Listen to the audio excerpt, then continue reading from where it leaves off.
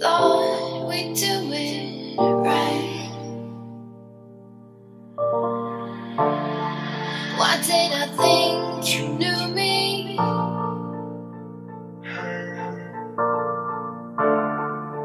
Well enough to show. Hi there, this is Joyce, the founder of the Academy of Makeup and Beauty. How are you all today? This particular Tuesday tip is a special request from some of my followers, so thank you for the question. It's just going to be a little summary because you can actually go on to one of our courses all about eye to learn a little bit more, or onto the Pro course, 5-day course, and learn a little bit more about colour correctors and also concealing.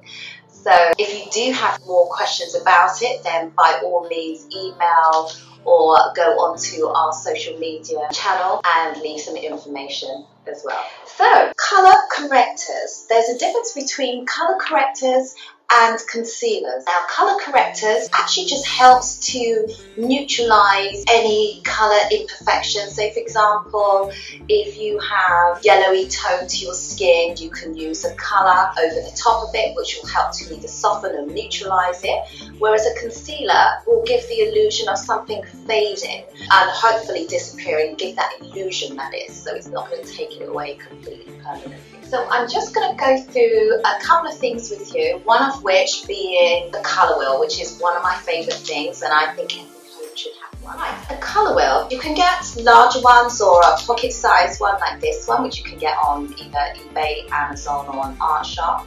They are absolutely brilliant, and I think for most artists, fashionistas, they tend to love to use things like this, which just helps you to try and understand how colour works. I'm not going to go through it all with you. As I say, you can go on to one of the courses to learn a little bit more, but just to explain a little bit about quick tips on how you can correct things. So, for example, I had a question about redness. So some skin tones, especially if you're a little bit sensitive or a little bit of a flush going on, might be a birthmark, something like that. You might have some redness around the cheeks or little soft red veins, that sort of thing. So cheeks, nose, maybe around the corner of the eyes, that sort of thing, anything like that. You can use the actual colour wheel if you're not sure what colour you should be using to neutralise the colour. So I'm just turning it to the back here.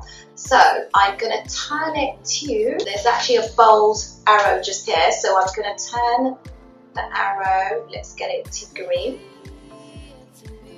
Okay, so you can see that the opposite of that is red, yeah? And what you'll find is anything that has a red tone to it, if you put the green over the top of it, it will neutralise it out.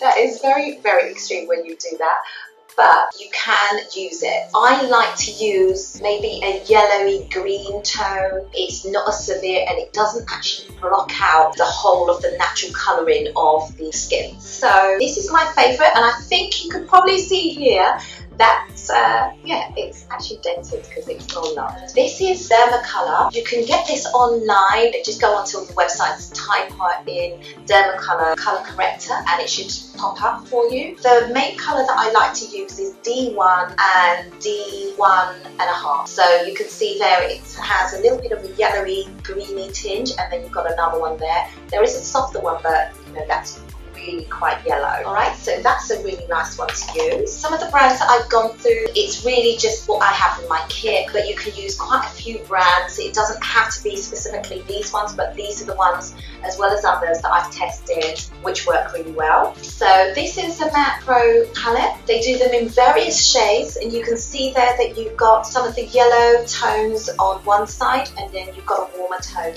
on the other side. And if you've got more of a darker skin tone, you've got the yellow tones on one side and then the warmer reddy tones on the other side there as well. So using these ones, I will be demonstrating on myself because I do have a birthmark just there, so I'm going to take that off in a minute and then explain how you can use it. But before I do that, I've mentioned about neutralizing red tones with using green over the top, or yellowy green. Now let's just say you have maybe more of a, what I would call almost like a bluier tone to your skin. You can actually soften that, maybe like tattoos. I think that's probably a good one that everyone will know. You know, so that kind of almost like that bluey black kind of tone to it.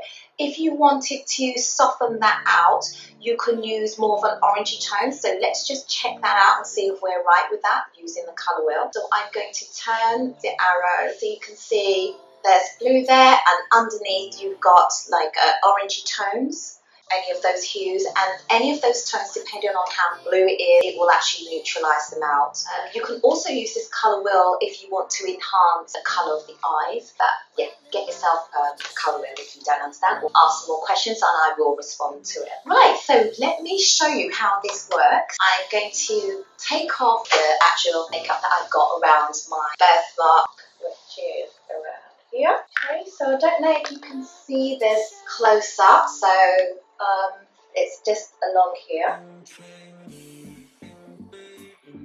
Now sometimes if I don't have my concealer and corrector nearby, I also cheat, and I always have a plan B. Everyone knows this and that as well. I will use lipsticks. So one of my favourites for my skin tone, or sort of a warmer or darker skin tone, I cheated and used things like chili lipstick, retro lipstick. Again, depending on the tone, you've got your Ruby Roos, Dangerous, any of those. As long as we're talking about the actual tones of them and what you're trying to correct, then it's really about the actual colour itself that goes over the top that's going to neutralise it. Today, I'm actually going to be using this palette here, and you can see at the bottom, it's like an orangey tone. I'm going to use a smidgen of this. Okay, so you can see it's quite an orangey tone. So I'm just going to warm it up on the back of my hand. I find if it's a creamier texture, or even when you're using lipsticks, that sort of thing, you do need to warm it up, so it just makes it a lot more easier to blend it, so it doesn't end up being just a blob. So I'm going to place just a little bit just along.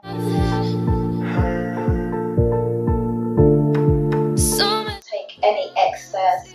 You can actually use a transparent powder to seal it in place if you want to.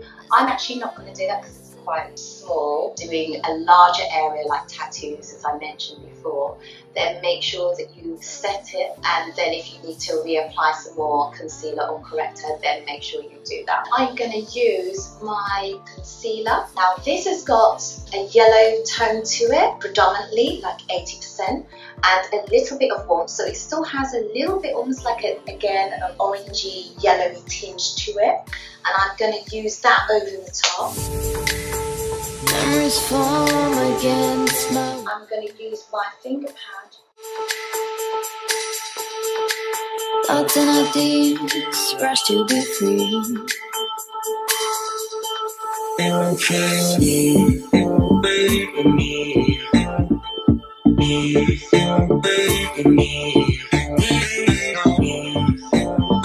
And now I'm going to use a powder just to set it. I'm just going to use my regular powder, which has a little bit of a tone to it, just to set it in place. So I'm just going to use a small fluffy brush. You can use a flat brush, it doesn't matter as long as you don't put too much on there.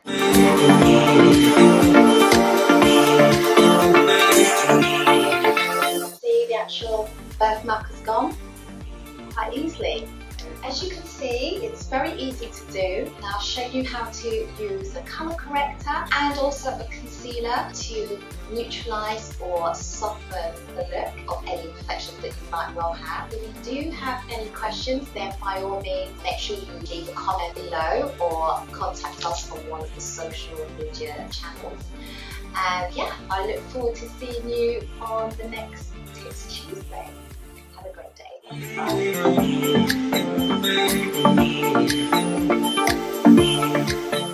Feels really baby smooth, and then you have this lovely golden tinge to your skin.